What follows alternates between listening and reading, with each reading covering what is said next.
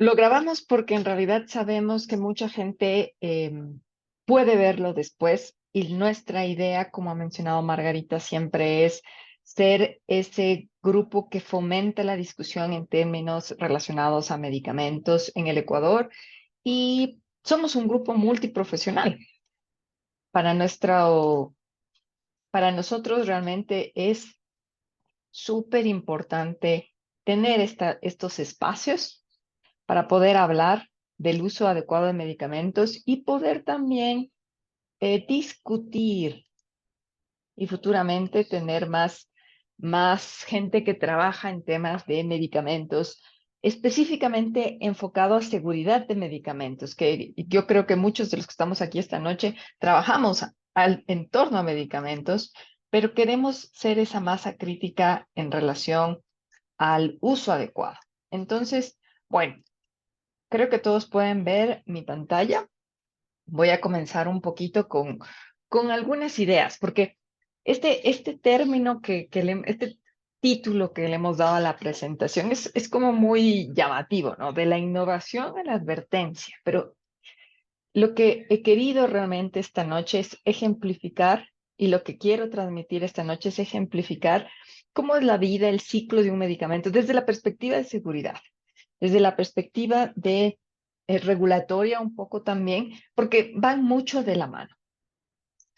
Primero voy a comenzar diciendo que vivimos en una sociedad medicalizada. Nosotros debemos estar conscientes que todos en el mundo entero, no solo en Ecuador, vivimos en una sociedad en la cual realmente preferimos el uso del medicamento a instaurar otras estrategias realmente en nuestra vida diaria. Por ejemplo, rutinas como la dieta, el ejercicio. Y claro, esto también tiene mucho que ver con cómo estamos como sociedad, hacia dónde vamos. Y claro, la innovación es un campo fundamental, pero no debe, y la innovación en medicamentos específicamente es un campo que atrae, genera mucho dinero, mueve mucho dinero y también al mismo tiempo tiene una estructura compleja desde la cual están los pacientes con todas sus necesidades, su experiencia cultural, su experiencia de vida. Y por otra parte, también estamos los profesionales de la salud. Los profesionales de la salud que realmente queremos lo mejor para ese paciente. Pero también quiero poner en contexto en esta sociedad medicalizada, en esta sociedad en la cual preferimos el medicamento, en esta sociedad de la innovación, en esta sociedad en la cual queremos el medicamento que exactamente no tenemos. También hay otra perspectiva, que es esta perspectiva de qué pasa con esta medicación. Esta cifra es una cifra que la saqué de la OMS, en la cual se decía que uno de cada 20 pacientes que acuden a un establecimiento de salud, independientemente del nivel de ese establecimiento de salud, está expuesto a un daño evitable relacionado con medicación. Y aquí la palabra evitable juega un papel fundamental, pero también quiero que nos pongamos en el contexto más complejo del uso de medicamentos. Nosotros 100% queremos el beneficio para el paciente, pero el medicamento en su forma de crearse y en su contexto de cómo es su vida post comercialización, realmente hay ciertas cosas que a veces se nos pueden pasar. Y ahí es donde vamos a hablar un poquito esta noche. Voy a comenzar un poco hablando desde la innovación, ¿no? El título de esta charla es Desde la innovación. Entonces, para hablar de la innovación, solo quería poner en contexto que el año pasado se aprobaron 55 medicamentos nuevos en la FDA.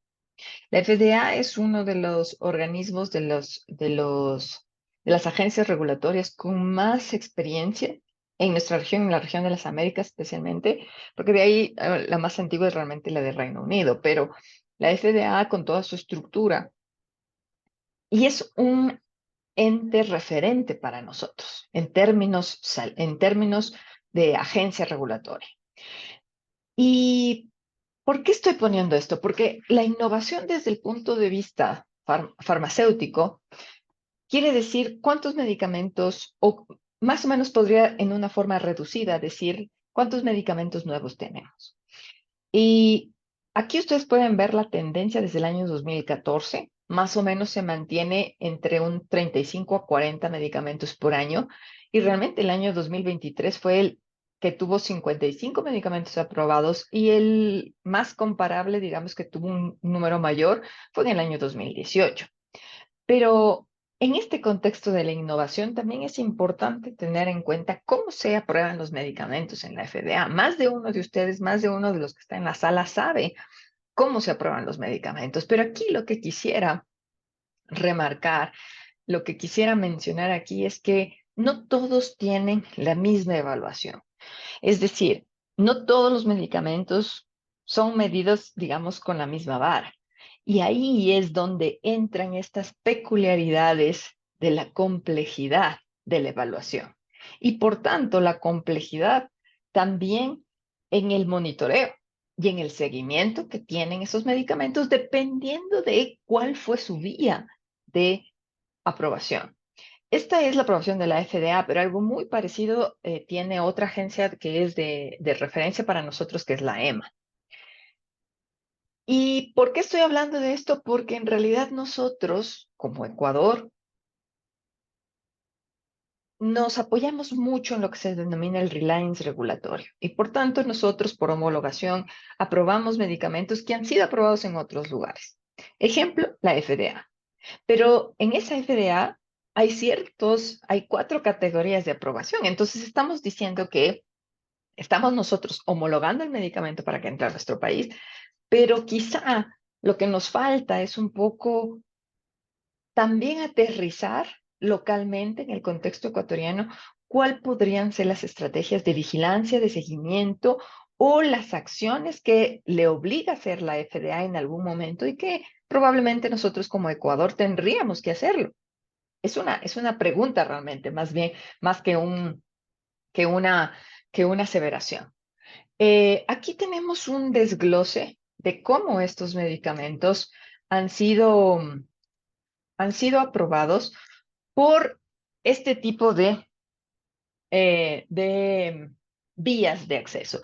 Pero también lo que menciona aquí, si ustedes pueden ver en el lado, bueno, aquí, también habla de los medicamentos para enfermedades raras. Es decir, en el contexto complejo del proceso de aprobación, también tenemos el contexto complejo de las situaciones clínicas.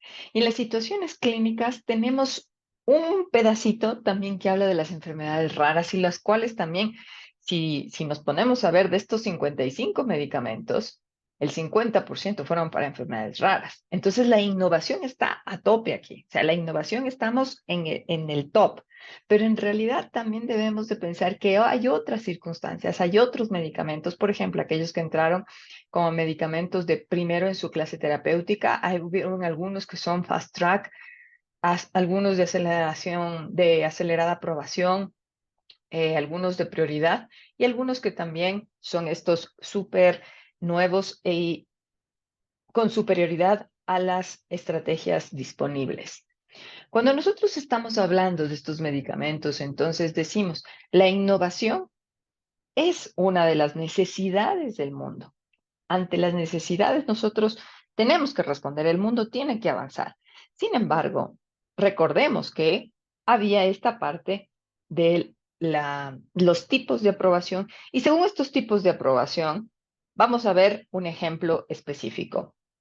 Yo esta noche quisiera hablar del ejemplo de un medicamento, ya no es nuevo, como me decían por algunos lugares, ya no es nuevo, pero es el caso del Dabigatran. ¿Y por qué he cogido este caso del Dabigatran? Porque tiene unas peculiaridades que me gustaría mencionar respecto especialmente a su registro y a cómo fue aprobado.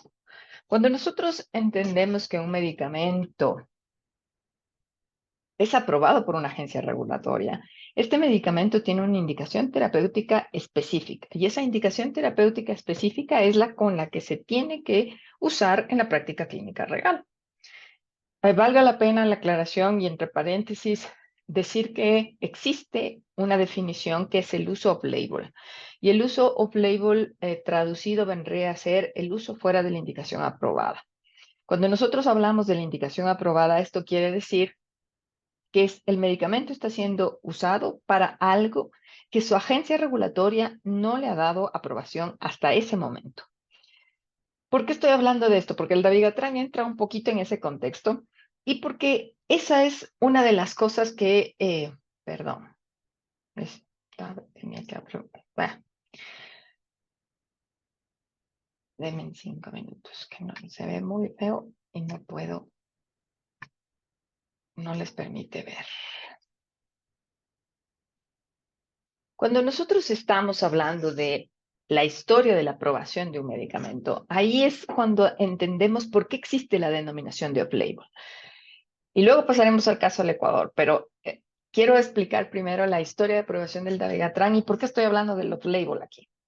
Cuando nosotros hablamos del dabigatran, el dabigatran se aprobó dentro de las categorías de la FDA, especialmente en las categorías de primero en su clase terapéutica. ¿Por qué? Porque era un nuevo anticoagulante oral. Y como nuevo anticoagulante oral, era una novedad, era la innovación en ese momento, año más o menos 2008, como ustedes pueden ver aquí. En el año 2008, la FDA, la EMA, estamos en esta columna de acá, le da su primera aprobación. Y le dan una aprobación para prevención primaria de episodios tromboembólicos venosos en pacientes adultos sometidos a cirugía de reemplazo de cadera o de rodilla. Esa fue su indicación en el año 2008. En el año 2009, la misma EMA extiende su aprobación un año después y le da su aprobación para la prevención de accidentes cerebrovasculares en pacientes con fibrilación auricular con uno o más factores de riesgo. Por tanto, tenemos una indicación de profilaxis y tenemos una indicación cardiovascular aquí. La FDA, por su parte, lo aprueba 2 años después y lo aprueba realmente para la indicación de prevenir accidentes cerebrovasculares en pacientes con fibrilación auricular no valvular. No dice nada de factores de riesgo, es decir, es un poquito más abierta. Entonces, estamos viendo que las aprobaciones no son exactamente iguales entre las dos agencias, tienden al mismo a la misma área terapéutica, pero no exactamente tienen lo mismo. Y ahí sí quisiera enfatizar que cuando nosotros estamos hablando de la aprobación de un medicamento, esto tiene un contexto también legal. Recordemos que nosotros en nuestro país exactamente no tenemos una ley de mala práctica sanitaria, mala práctica médica. En otros países la ley sanitaria está más estricta y más enfocada al ámbito sanitario. Y uno de los contextos de la ley de mala práctica médica o mala práctica en el contexto sanitario tiene una cápite que son los off-label, porque eso puede ser llevado a instancias judiciales. Y entonces el juez, una de las cosas que se pregunta y uno de los documentos esenciales es cuál es la indicación terapéutica aprobada en ese país, porque los contextos regulatorios son en los países específicamente. En el caso de EMA, es un paraguas para los más de 20 Estados miembros, pero el objetivo es igual. La indicación terapéutica es la que legalmente es el motivo por el cual se utiliza un medicamento. Y como vemos aquí, hay diferencias entre la FDA y EMA, pero lo que más llama la atención, si ustedes pueden visualizar en la tabla, es que en realidad la primera aprobación que le da en la EMA es la aprobación perdón, esto tenía que ir acá a la FDA, es la que le da la FDA en el año 2015. Es decir, nosotros tenemos una serie de...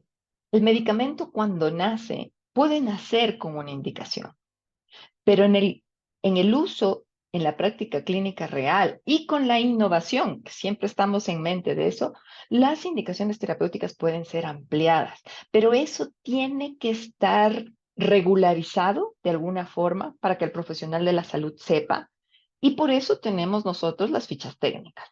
Por eso es que, o los prospectos o las indicaciones para prescribir, que también se dan en otros países, o también se los denomina prospectos para indicaciones. Entonces, cuando nosotros tenemos esa clase de documentos, claro, ahí no está por años cuáles tienen, pero están todas las indicaciones para las cuales ha sido aprobado ese medicamento en el contexto de ese país. Y solo por mostrarles, en la FDA, realmente el uso terapéutico en niños se aprobó en el 2024 y en la FDA se aprobó en el año 2021. Es decir, todavía existen nuevas indicaciones a la ampliación de la indicación terapéutica. Es decir, los medicamentos cuando nacen tienen una indicación, pero esa indicación puede cambiar y entonces ahí viene la innovación. Ahí está clarísimo. Necesitamos los medicamentos, pero en este contexto los medicamentos pueden cambiar. Y por eso es que el mundo de la innovación es en términos farmacéuticos, es un mundo bastante cambiante. Ahora ustedes dirán, pero esta doctora, ¿por qué me está hablando de cosas de la FDA, de cosas de la EMA, si eso realmente yo estoy acá? Pero es que el problema es que acá, cuando nosotros vamos a ver, no tenemos idea para qué está aprobado un medicamento. Y como decía hace unos minutos, no tenemos una ley de mala práctica médica o mala práctica en el contexto sanitario. Por tanto, realmente tenemos una falencia. Tenemos un nicho, un agujero negro ahí, donde en realidad no sabemos si los medicamentos están utilizándose acorde a lo que ha sido aprobado. Esta discusión yo la he tenido muchas veces con ARSA y ARSA ha manifestado que sí se conoce la indicación terapéutica, pero es que el problema es que no está visible. Y el problema es que quien prescribe aquí no tiene, en este caso los médicos, no tienen realmente dónde visualizar cuál es la indicación. Como ustedes pueden ver aquí en pantalla, esto fue sacado de la agencia de ARSA y dice que bajo el nombre de Pradaxa, que es el nombre comercial del Dabigatran, existen 3 registros sanitarios. Y estos 3 registros sanitarios han sido emitidos, 2 en el 2009 y uno en el 2012, pero no se habla mucho de la indicación terapéutica. Y entonces, de todo este montón que vimos por acá, y hasta el uso en niños, la pregunta que cabe es, ¿cuál es la indicación aquí? Y creo que es una pregunta bastante razonable, tomando en cuenta este gran contexto que estamos hablando, este gran contexto de la innovación en medicamentos y cómo un medicamento que nace en el año 2008 para el año 2015 tiene por lo menos 5 indicaciones terapéuticas, que están casi dentro de la misma área terapéutica, sí, pero que no son exactamente iguales. Entonces ahí viene cuando de la innovación comenzamos a saltar un poquito y transformarlo a la advertencia. Y ahí viene entonces el rol que nosotros tenemos como profesionales de salud, pero también el rol de otros actores, como en este caso nuestra agencia y como en este caso también la industria, porque la industria farmacéutica tiene un rol fundamental aquí. Como ya hemos dicho, hay un montón de indicaciones terapéuticas y ya les he quitado los colores para que ahora el foco sea, si ya hablamos de la advertencia y si decimos que este es un anticoagulante, pues lo lógico ante un medicamento anticoagulante es el riesgo de hemorragias. Ahora, el problema es que el dabigatran, en términos de innovación, era el primero de su clase, el primer anticoagulante oral inhibidor de otra cascada, de otro punto en la cascada de la coagulación, muy diferente a la warfarina, muy diferente a la heparina o heparinas de bajo peso molecular. Y por tanto, uno de los riesgos que se sabía, que se conoce, que estaba ahí, era el riesgo de hemorragia.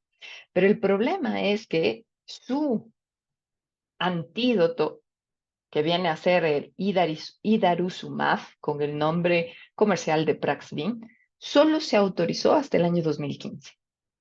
Es decir, estuvimos desde el año 2008 con este juego de las indicaciones y este uso y muchos pacientes beneficiados. Sin embargo, en pacientes que sangraban, la recomendación realmente no existía un antídoto específico como tenemos en el caso de otros anticoagulantes.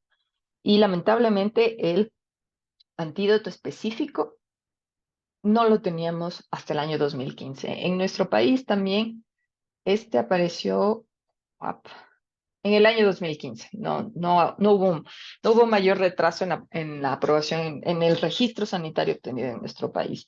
Pero ahí viene un poco también la advertencia, ¿no? Cuando estamos hablando de un riesgo potencial que es inherente a la clase terapéutica de los anticoagulantes, lamentablemente tuvimos el antídoto hasta muchos años después. Entonces ahí viene también un poco cómo gestionamos esta innovación y cómo gestionamos también el riesgo asociado a su uso. Y por eso es muy importante ceñirnos un poco a lo que estábamos hablando, ¿no? Las fichas técnicas.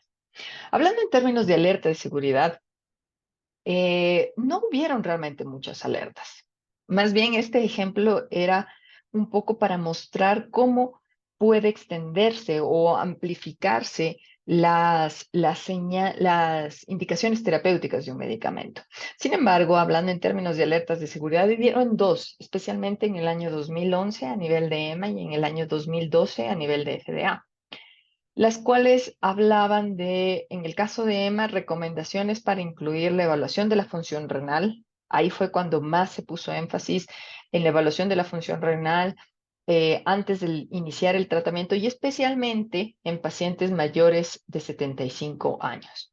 A nivel de la FDA, lo que se hablaba mucho era de este riesgo de hemorragia, pero había una hemorragia específica que hablaban de la hemorragia gastrointestinal. Entonces, estos datos fueron sacados de FDA, de EMA, y que comenzaron a alertar a los profesionales de la salud.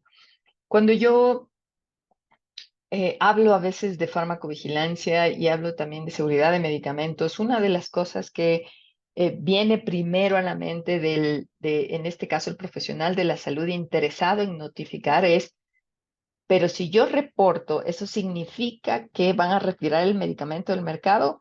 Pues no, porque en realidad la innovación es necesaria desde el punto de vista del manejo clínico, pero las advertencias son parte de la vida de seguridad de un medicamento. Es decir, no siempre las tarjetas amarillas van a terminar en la retirada de ese medicamento del mercado. Y eso es lo que a veces es complicado de entender y más que nada de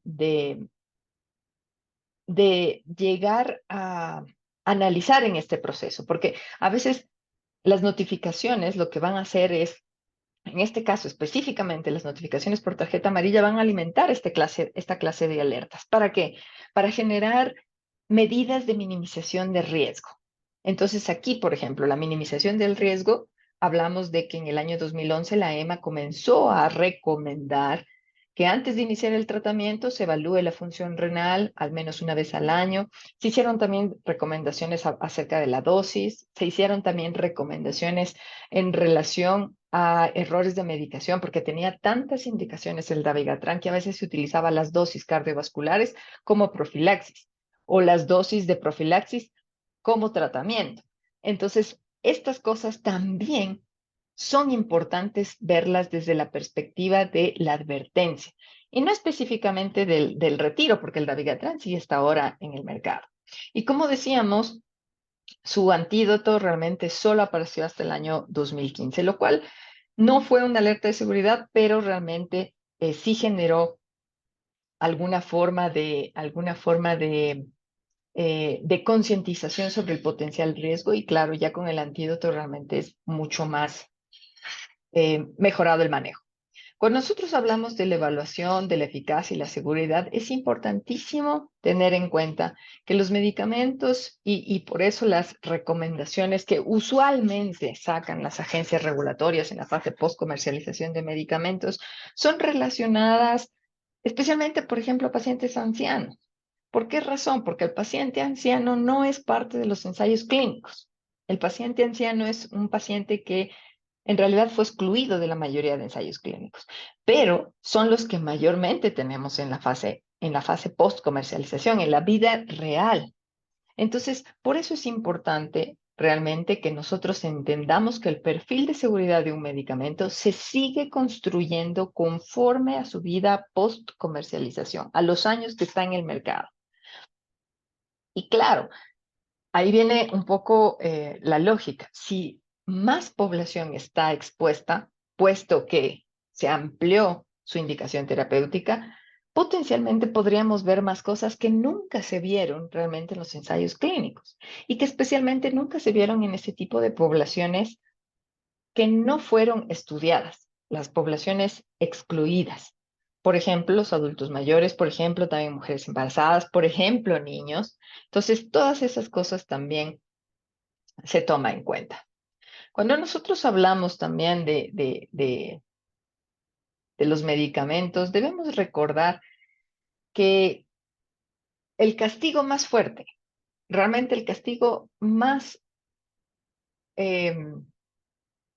duro para un medicamento en términos de seguridad es la retirada del mercado. Y aquí me gusta hablar mucho de este artículo porque este artículo habla de que casi en 9 años se analizaron las razones por las cuales se retiraron los medicamentos. Y claro, aquí estamos hablando de aproximadamente 9 años de análisis y 19 medicamentos retirados. Pero esos retirados fueron, digamos, los que mayor castigo recibieron.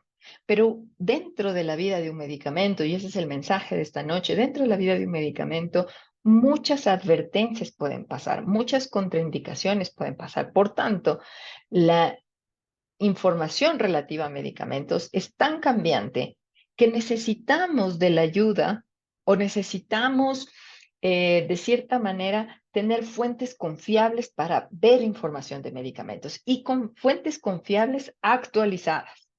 Y ahí es donde entran mucho también cómo informamos a la gente, cómo se informa a la gente, cómo podemos nosotros tener esta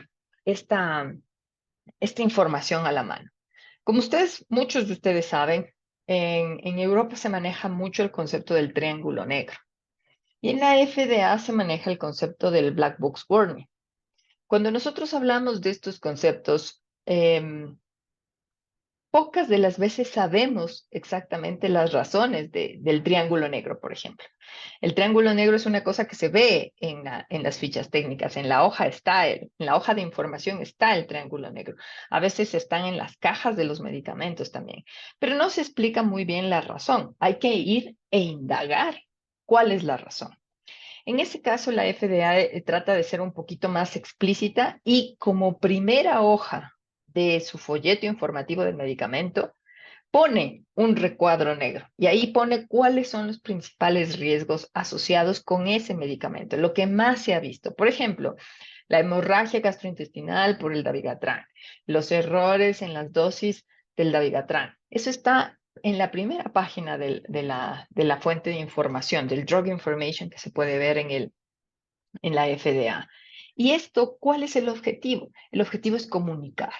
Si y no estamos diciendo que el medicamento deba ser retirado del mercado. Lo que estamos diciendo es que ese profesional de salud, ese profesional que está prescribiendo el medicamento, ese profesional que está ayudando en el monitoreo, personal de enfermería, personal químico farmacéutico, todos ellos deben de conocer cuál es el principal riesgo.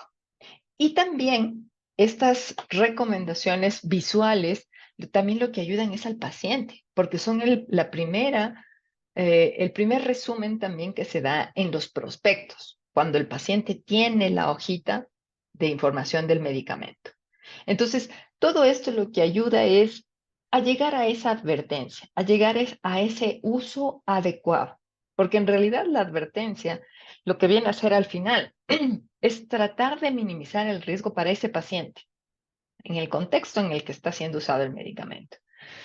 Eh, Me gustaría mencionar muchísimo que cuando nosotros estamos hablando eh, de potenciales riesgos evitables en un paciente y tomando en cuenta este contexto desde la innovación y los cambios que puede sufrir un medicamento durante su vida post-comercialización, algunos institutos especializados en prevenir, o mejor dicho, en fomentar buenas prácticas para la seguridad del paciente, realmente sugieren y hacen un llamado a la acción y dicen, toda organización de salud debería tener lo que nosotros denominamos, el ISMP, este instituto canadiense, en este caso lo llama el Medication Safety Officer. ¿Qué quiere decir esto? No es la oficina de farmacia, no es realmente el agente de calidad, es una persona, o bueno, dentro de la organización es un grupo de personas que se encarga realmente de promover prácticas seguras respecto a medicamentos. Por ejemplo, tuve la oportunidad de realizar mi formación en España y el Hospital Valdebrón tenía el servicio de farmacia, pero también tenía el servicio de farmacología clínica. Y en ese servicio de farmacología clínica había un grupo, porque eran algunos grupos dedicados a diferentes cosas, entre esas farmacovigilancia, pero había otro grupo que se encargaba de consultas terapéuticas. ¿Qué quería decir eso? Hay casos siempre difíciles desde el punto de vista no solo del diagnóstico, sino también de la terapéutica. Entonces, se podía realizar la consulta a ese grupo. Y ese grupo que se encargaba de buscar información del medicamento, de un poquito poner en contexto cuál era la historia del medicamento, en qué contexto se ha estudiado. También se mandaba el historial del paciente. Y entonces la consulta terapéutica lo que era una búsqueda de evidencia para en base a la evidencia tomar una decisión. Y eso es parte de lo que el Medication Safety Officer también podría hacer en el contexto de lo que habla el ICMP. Entonces, ahora la pregunta es, ¿qué tanto eso se puede adaptar al contexto ecuatoriano? Para hablarles de experiencias en Latinoamérica, en Perú tienen como parte del centro de farmacovigilancia, no de un centro hospitalario, sino más bien del centro de farmacovigilancia, tienen lo que se denomina el centro de información de medicamentos. Entonces ahí es bien como esa consulta terapéutica. Entonces llegan pequeñas preguntas y el centro de información da su evidencia, revisa la evidencia, la puede poner en contexto si le comparten el contexto del paciente. Es decir, estrategias muy relacionadas con esto del Medication Safety Officer realmente se están dando en la región. Tengo también conocimiento de estrategias en Argentina, ya en centros hospitalarios, donde realmente tienen servicios en los cuales la evidencia del medicamento también entra en contexto dentro de la práctica clínica real. Y claro, no solo pasan visita los médicos, personal de enfermería, sino también se unen a ellos médicos especializados en farmacología y también químicos farmacéuticos. Entonces, realmente esto de promover una cultura de seguridad relacionada a medicamentos tiene varias aristas. Y estas aristas pueden ser cubiertas por diferentes eh, espectros profesionales. Y al final, el que va a ser enriquecido va a ser el paciente. Otra cosa también que me gustaría mencionar en este contexto de usar la medicación de la manera más segura dentro del contexto de la innovación es también tener fuentes de información. Cuando nosotros hablamos de tomar una decisión en términos de terapéutica, estamos haciendo una selección de un medicamento dentro de un arsenal terapéutico disponible. Por tanto, nosotros estamos seleccionando la mejor herramienta posible. Y claro, esa herramienta le damos seguimiento para ver si realmente nos ayuda ese arsenal terapéutico que estamos decidiendo utilizar, si nos ayuda realmente a llegar al objetivo terapéutico.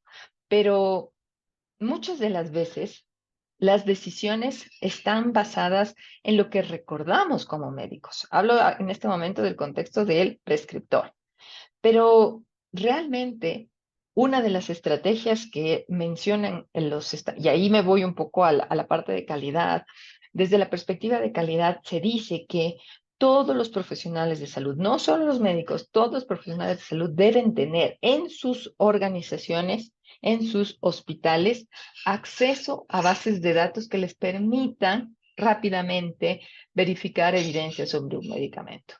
Sabemos este ejemplo que les daba de la consulta terapéutica, es decir, va a tomar tiempo entre que yo mando la consulta, regresa, pero también puedo tener la opción. Habrá casos en los que puedo esperar que me ayuden con la revisión de la evidencia, pero habrá otros casos donde tengo que tomar la decisión. Y mi hospital, mi unidad de salud debería darme un acceso a una fuente confiable y actualizada de medicamentos para tomar esta decisión.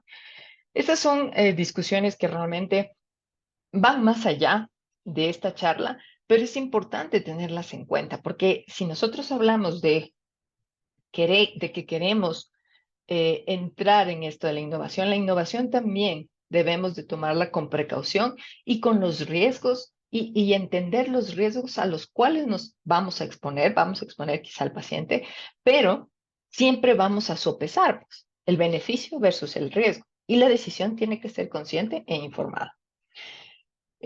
Una de las cosas que también este ISMP menciona dentro del contexto del uso adecuado de medicamentos, el conocimiento actualizado, también habla de cuáles son las estrategias que realmente podrían ser efectivas.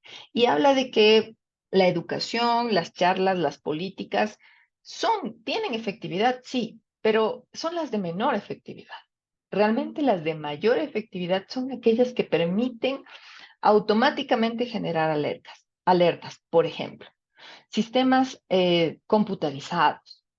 También habla de eh, cómo fomentar hasta cierto punto eh, forzar las limitaciones. Es decir, tengo problemas relacionados con un medicamento, bueno, entonces voy a tomar una cuarentena en ese medicamento, voy a quizá tomar nuevamente una capacitación a mis médicos, a mi personal de enfermería, a mi personal químico farmacéutico para entender bien el medicamento y de ahí vuelvo a retomar la administración del medicamento en pacientes. Puede ser. Hay estrategias que realmente pueden ser más efectivas y hay otras que hablan de estas moderadamente efectivas cuando hablamos de los checklists. Pero esto ya es en el contexto más general de no solo del uso de medicamentos, sino de la atención realmente hospitalaria y de la atención para evitar los errores de medicación. Pero eso es lo que yo les quería contar realmente esta noche.